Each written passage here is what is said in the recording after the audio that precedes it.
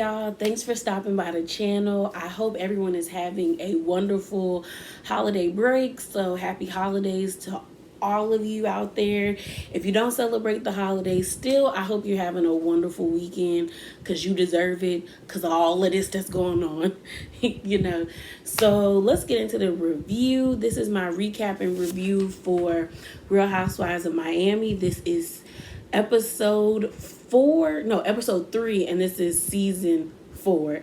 So season 4, episode 3. So let's get into it, y'all. Okay, so the episode picks up where it left off, and I got my notes, y'all. And we're still at Nicole's sushi party, and we're still continuing the conversation between Marisol, Alexia, Adriana, and Julia. And basically Alexia is catching everybody up about Peter versus Todd. Peter's her son and Todd is her fiance.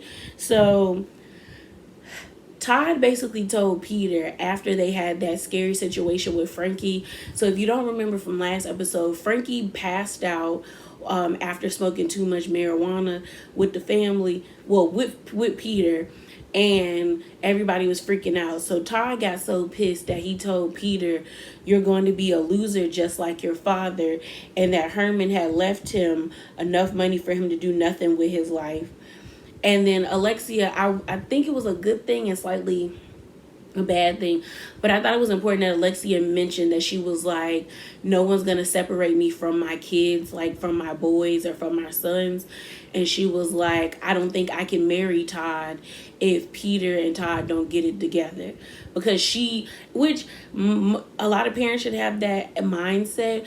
But I think my thing is like, Peter is almost 30. Peter is 29 years old. And it's like, are you really gonna put your life on hold for a 30-year-old? If we just gonna round up, And I think my thing about it is that it doesn't seem like Peter lives with them. It seems like everybody else in the family has kind of come together. So you got Todd living in the nice penthouse. It's Todd, Alexia, Frankie, and the 2 daughters. And everything seems to be okay. But then when Peter comes around, everything is haywire. And Peter doesn't want to be a part of the family. I honestly think that this whole situation to me is Alexia's fault if we're going to keep it all the way 100. If I'm going to just be all the way 100.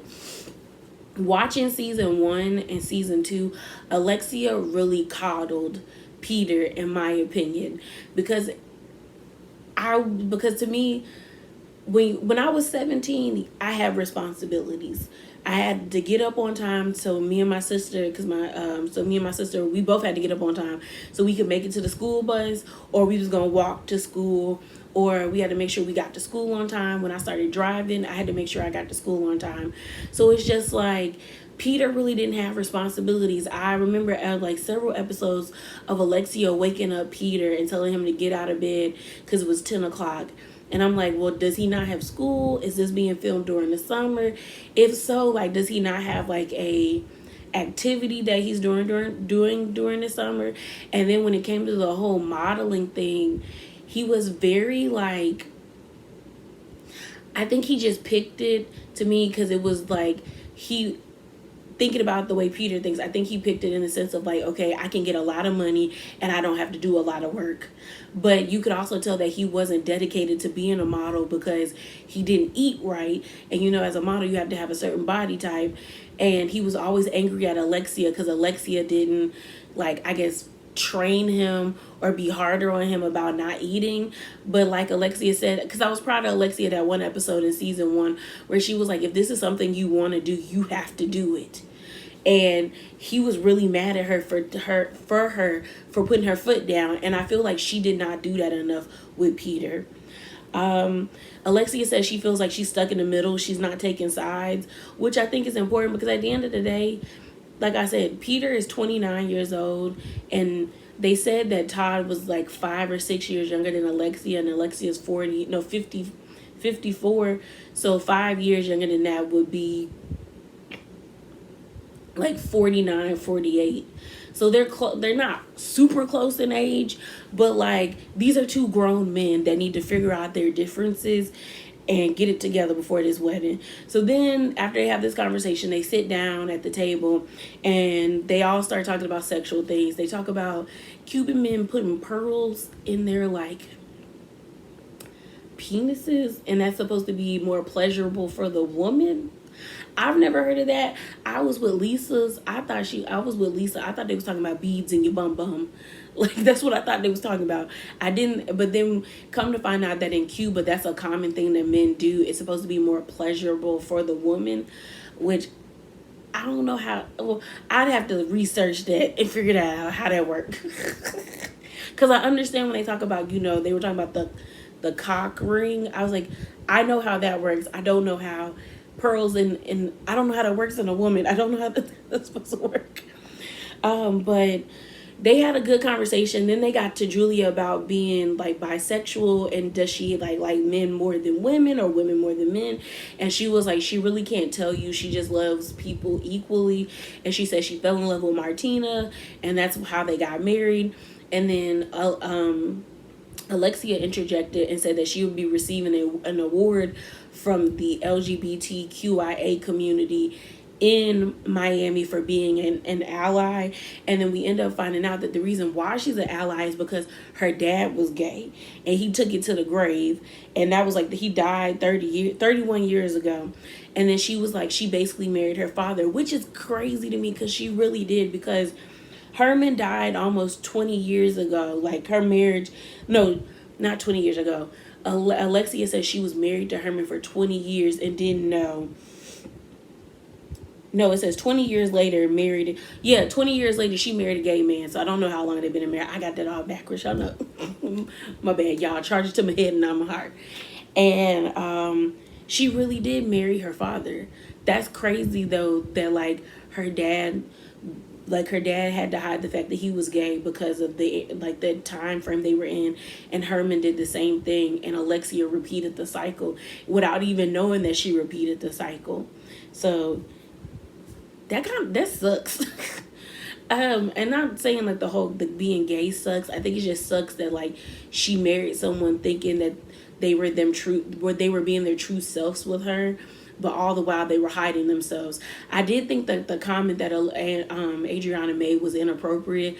Like she said, she heard a rumor at the funeral that Herman died while having sex, and then Alexia was like, well, good for him. I hope he was happy. Because Alexia cleaned it up really well, but I was like, Adriana, that was messy, and it was not needed for you to say that, because I feel like the setting wasn't permitted for that. She just cried to us, told us about how she married a gay man and didn't know about it. She about to receive an award, and here you go being messy, Miss Messy, Miss Messy Pam, and it was like there was no need for it. But on to the next part of this episode. So the next part of the episode was about Larsa selling her home. So if you remember in episode 1, Larsa had talked about like how she wanted to sell her house because it was like her family home. They have it listed at $12 million, but Scottie Pippen feels like they could get $14 million. They didn't have a prenup, so they're splitting everything even, which, I mean, she was with him for 21 years. And I think that's almost how long his career is, but I don't know sports, so I don't know how long that man was in the NBA. But I like the realtor, mainly because the realtor was up front with her, and he was like, girl, what about this house screams $14 million? And I was like, okay. And he was like, this furniture is dated. And as someone who's like an Army brat and I've moved several times, I know how to stage a house. Like my mom and my dad have taught me how to stage a house so we can sell our home. And Larsa's house is definitely dated, and it's definitely not staged, and it doesn't even look lived in. Do they live there for real, y'all? Like for real, like tell me if I'm tripping. I really don't feel like they live in it, like Larsa and her kids live in that house, because there was like no pictures on the wall of her and her family. It really looks like I'm really feeling like maybe Larsa films there. Like they do the filming there for Real Housewives of Miami, but maybe her and the other like 3 kids that are not in college, they got some condo somewhere, because that house does not look lived in. But I'm glad that the realtor was up front with her and was like, girl, this house is dated, and for me to get you $2 extra million, you gonna have to add some extra, which they are. Like they're gonna have to redecorate that whole house. Or what they're going to have to do is strip the house, like take everything out so people can envision their stuff there already themselves without having other furniture there. I did think it was important that Larsa said that, like, she was with Squatty. She was with Scotty for 21 years and she was happy, but she realized she didn't have anything of her own. And I think that's important as I say as women or as like people attaching themselves with athletes, because it's not like all athletes are like straight. But anybody attaching themselves to an athlete, I feel like you should come in there with your own or your own identity. I think what Larsa fell into that trap of, she got labeled a wag, and that's just wives and girlfriends of professional athletes or whatever. That's the bad thing. She got wrapped up in just being his wife and just being like taking care of the kids, that she did not have anything of her own.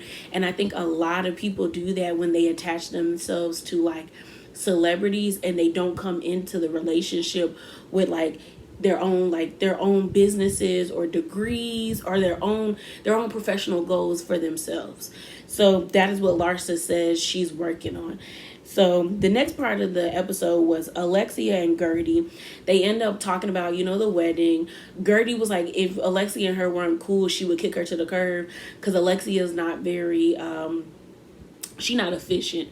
And they getting down to crunch time for when she want to get married. Gertie basically said that the comment that Adriana made was inappropriate, which, like I said, y'all, it was. Like, I feel like if it had been just Alexia, Adriana, Marisol, Lisa, or heck, even Julia, and they were all kicking it at a house and it was just them just drinking and kicking it, then yeah, you bring up that comment. But you were at a table with a bunch of women after Alexia just broke down crying about her marrying a gay man. Then you feel the need to say, oh, he died. Like, there's a rumor going around that allegedly he died when he was having sex. That was not needed. That really wasn't needed. Then we see Nicole and Lisa. They're having a play date with the kids. And, they talk. Lisa and Lenny been together for 14 years. Nicole and Anthony have been together for 5 years. I thought it was so cute that they were having a play date. And it seems like Nicole's son and Lisa's son really were getting along, playing in the water. And then did y'all notice how they had their nannies there? I said, that's how you supposed to do it. If you can't handle it, have your nannies there to watch the children while you film, so we ain't got to worry about y'all worrying about the children or watching them play. So I thought that was like, that shows how much money they got, that they have nannies that can follow them around like that. And then they blurred out the nanny's face, so that's how you know they real nannies. That's like, this is their job. This is your job. They're not trying to get seen. But this part to me was important. So Nicole told us more about her background. So basically, her parents had been together since high school. Her dad got arrested when she was 10, and he got locked up for 7 years. She said it was definitely traumatic because they were used to having everything. And then once he got locked up, they lost everything because the government came and seized their properties because they found out that their dad was like doing money laundering or something like that. She said it was hard to go see him in jail. Like, it was very scary and traumatic. And then she said, and this part is what made me realize that I really do think Nicole wants to get married, but Nicole needs to heal from the trauma of what happened with her mom, what happened between her mom and her dad. Because basically Nicole was breaking down in the confessional because she was just like, I saw my mom struggle. Like, this woman gave him everything, and then everything was taken away like that, and then we were just struggling. And that can be very traumatizing to a kid when you're used to getting, like she said, they were at the best private schools, getting the best this, best that. And then you're now to the point where your mom is fixing you cereal because y'all don't have any food in the house other than cereal to eat for dinner. And that's like a big shift in like in a child's, like, especially at 10. And if he was so from 10 to 7, that's 17, that's a long time to go through all of that. And the reason why I said I think Nicole wants to get married is because she says it's not like I don't want to get married, but it's not a priority. And I don't think marriage should be a priority if that's not a priority for you. But I think her saying she doesn't want to get married, I just don't think she's I think she's afraid to attach herself to someone and then they abandon or get locked away or taken away from her the same way her dad did, and then she's struggling. That's why she said she made sure that she would get a profession so that she's able to take care of her mom and herself, and she doesn't have to worry about anything. So that's why she went into being an anesthesiologist, and she's doing good for herself. But I definitely think she does need to go to therapy to heal from that, because you can tell it hurts her, because she was breaking down in the confessional, and it was just like that still pains her, and she's 36. So that's like she's been holding on to that for almost 20 something years. So I do think she should probably talk to somebody so she can dig through that, so she figures out how she can heal from it, because you could tell that there's something like it still bothers her. And then we do get to see her dad during the season, but it looks like her dad might be, an alcoholic, because she was yelling at him in a confessional about being drunk and like his words slurring. So on to the next part of that. We're at Win Pride, and this is where Alexia is being awarded her award for being an ally to the community. We see that all the ladies came: Julia, Gertie, Marisol and her husband Steve. Todd is there with Alexia. Lisa's there, Larsa's there, Adriana's there, Kiki's there, Julia's there. Larsa was in the confessional struggling, saying LGBTQIA. She kept she kept having to think about it, and I was like, why don't you just say the community? Because like you are struggling, and it should not be that hard for you to say LGBTQIA community. Or at least they could have wrote it down on a piece of paper and she could have read it off. But she was struggling. You had I was surprised to see Todd there because of the whole situation that when Alexia was telling us about Todd versus Peter. It was kind of like, so are you mad or are you not mad? But then again, she did say she was in the middle, so we didn't see Adriana and Julia. Adriana and Julia are inappropriate. I don't care what none of y'all say. Honestly, I said this on Twitter. They want to bump pocketbooks so bad. And at this point, let them, because the energy and the chemistry is like oozing and everybody can see it. Marisol said it looked like a sexual pantomime, and I screamed. Because they were twerking on it. Like, Adriana was like twerking on her, and I was like, that's not... Don't get me wrong, you twerk, me and my friends twerk, and we dance and stuff like that, but it's not on a level like that. They look like they want to go get a room and do some things, And then Julia is talking about how Martina, which is her wife, knows that she flirts and she's okay with it. She was like, as long as it stays with flirting and it doesn't go past anything else. And she also said Martina liked to watch, which I'm like, I don't know about that, girl. I don't know about that.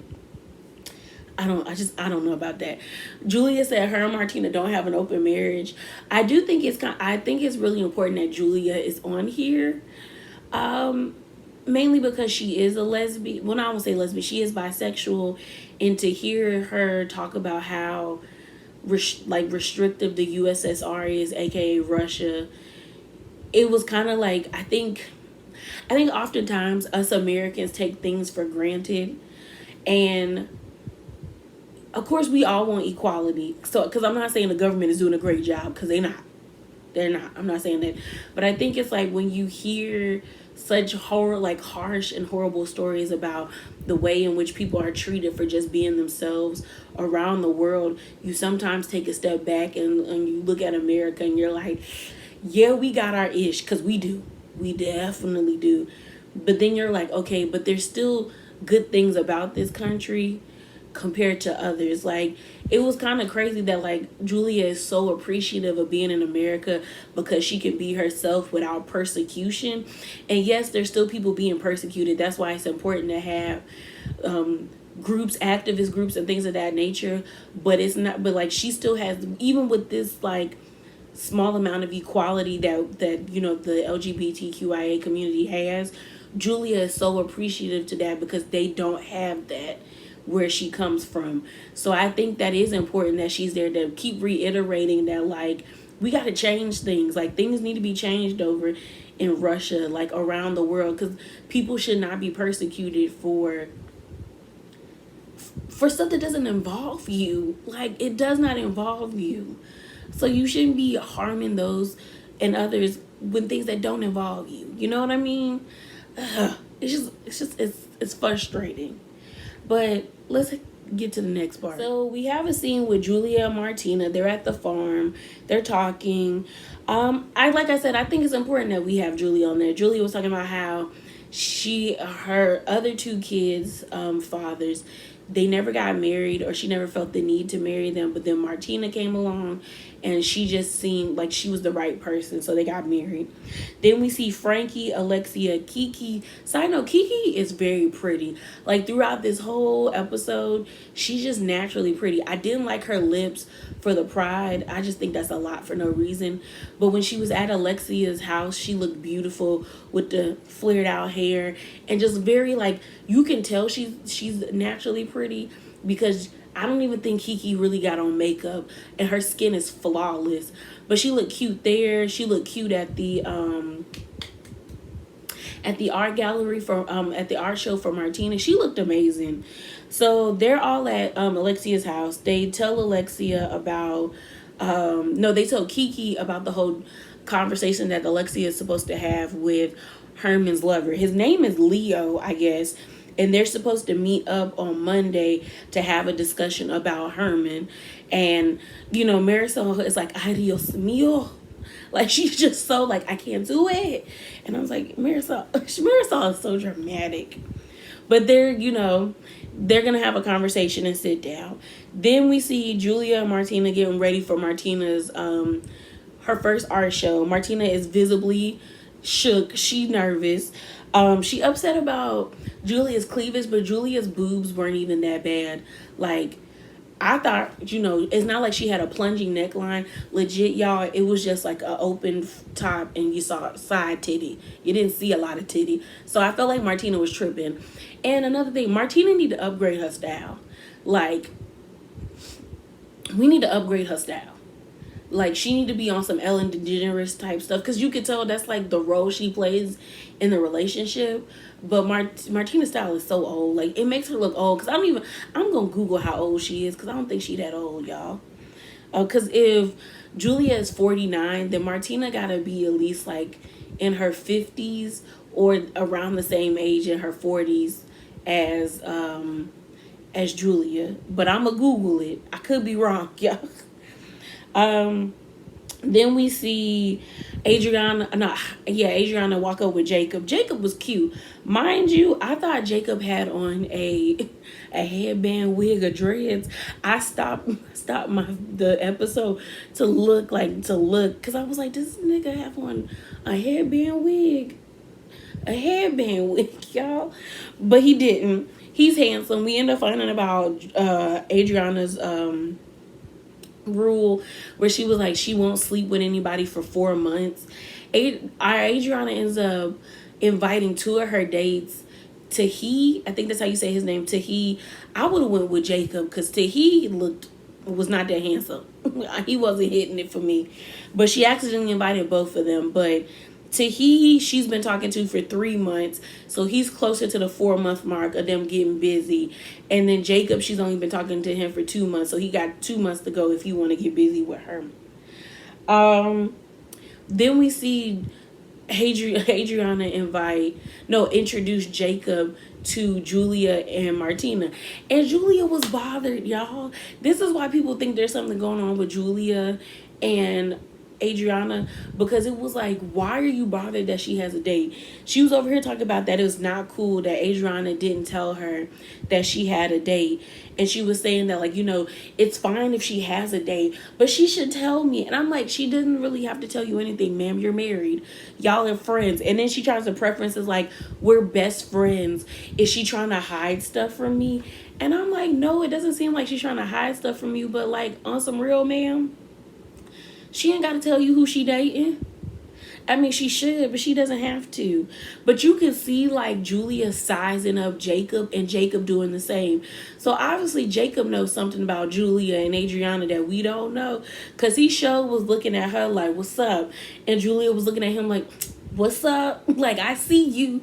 Cause Julia was not impressed with him. Oh, I thought it was funny that Todd, because all the boyfriends and husbands in there were there, and Todd was like, "Don't be proposing to your girlfriend at my wedding, Anthony." And I was like, I said, thank you, Todd. A lot of people say it's selfish when people don't want others to propose at their wedding. But I'm like, it's not selfish. That is my day that I spent money and funds for. So it should be about me and my husband. Don't be a dick and try to take away the spotlight by proposing to your significant other. Take your time and your funds and make that moment special for them. Don't make it special at my special day. And I don't care what nobody say about that, because that will get you real. I wish somebody would. If I ever get married, I wish somebody would, because I guarantee you, I'm gonna have you escorted out the building. That friendship is over, because that's disrespectful in my opinion. Very disrespectful. I was kind of shocked about how much them paintings were, y'all, because they showed the price tag. One of Martina's artwork was like $15,000, and I was shook. I said. But then again, she is like world famous, so she probably can charge that much. I think the best artwork that I saw was the one of her footprint on the actual court where she like first did her first match in the Czech Republic. I was like, that's cool. That I would buy that, like, if I was into the art like that. Gertie was fanning out because I guess she's so in, like, she's one of the people who's interested in tennis. Like, she's really a fan for tennis, so she's about to have a moment. Julia's annoyed by Adriana and her two men running around. Then Adriana asks Julia, "Are you jealous?" And then you got Julia calling Adriana her mischievous beauty. There is something going on between them. They want to bump pocketbooks. I don't care about this whole je ne sais quoi between y'all. Y'all want to bump pocketbooks, or y'all bump pocketbooks back in the day? I feel like y'all bump because they said they've been friends for 9 years. They probably done tasted each other. And you know what I mean by that. Like, everyone seems to be confused by the way that Adriana is acting. Like, Lisa was like, who is this type of Adriana? Marisol said she was confused. And then it ends with Alexia waiting for Herman's lover, aka Leo. And that was it, y'all. I don't know. I think my energy was kind of low because I don't feel like anything really happened this episode. But I think next episode is going to be really good because we got Gertie crying at the table with her first skirmish with somebody, which I'm kind of disappointed in, because I'm like, Gertie, you got all this energy in the confessional. I need you to bring that to life when you arguing with somebody, because I can't. She's arguing with Adriana, but then we end up finding out that like Martina was giving Adriana a foot massage. No, Julia was giving Adriana a foot massage, and Martina had an issue with it. And I was like, ooh, here we go. So it looks like it's Julia's birthday. But yeah, y'all, I don't really have much to say, but that is it. That is all. Remember to be bravely authentic. Enjoy yourself throughout the holiday weekend. Mask it all the way up.